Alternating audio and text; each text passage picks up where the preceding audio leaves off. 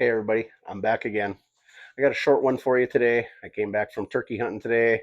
Didn't get back till mid-afternoon, early afternoon actually. And so I'm just doing something quick. I'm mixing up a chili.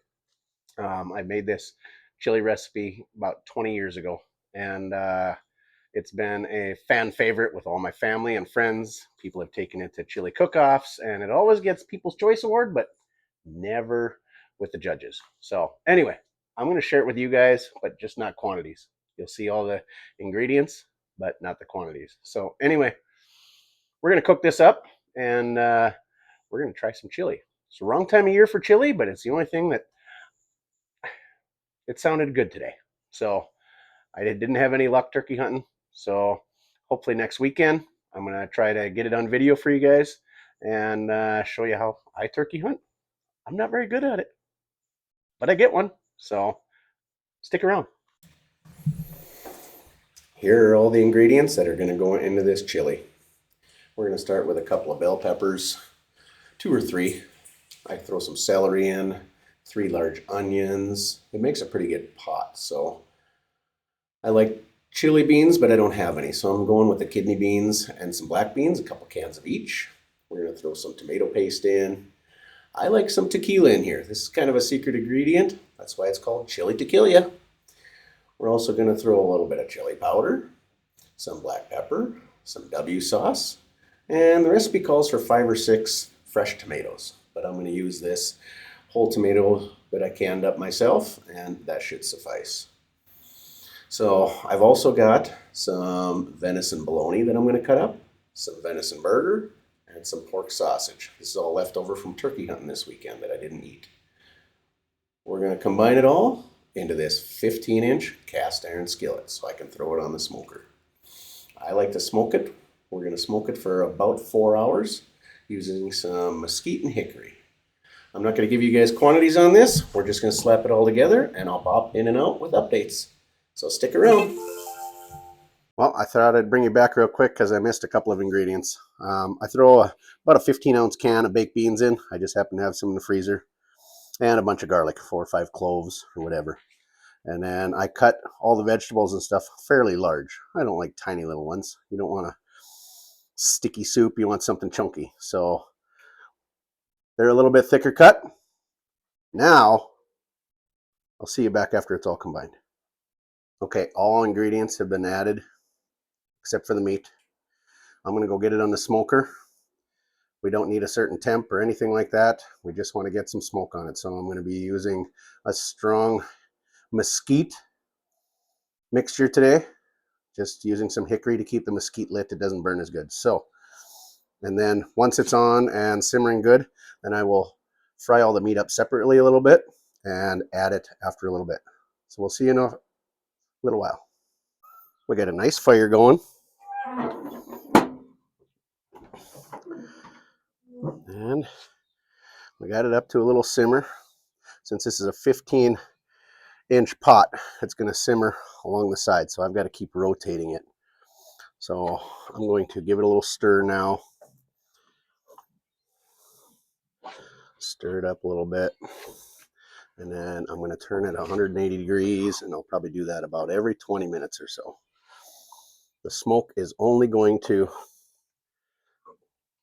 penetrate in on the top layer, so you really have to stir this quite often. And we're going to probably do this for about 4 hours, and it's going to take in a pretty darn nice smoky flavor.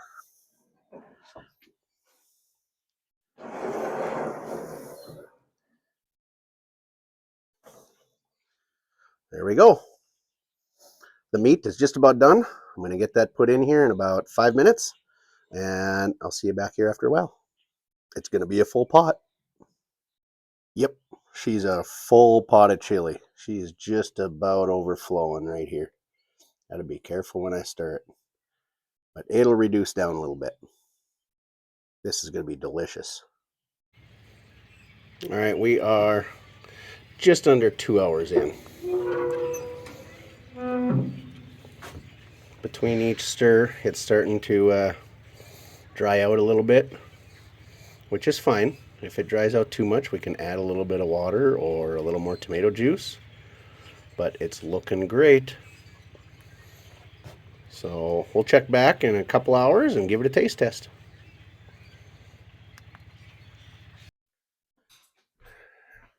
Here she is. That's a big darn pot of chili. All right, let's stir it up a little bit, see what it looks like. Now I have added some moisture to this.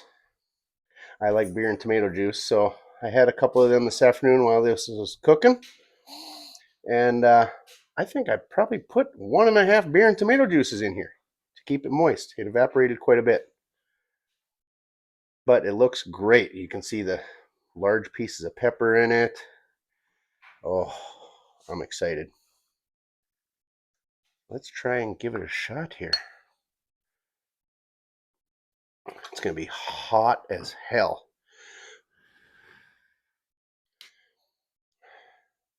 I'm going to scorch my tongue.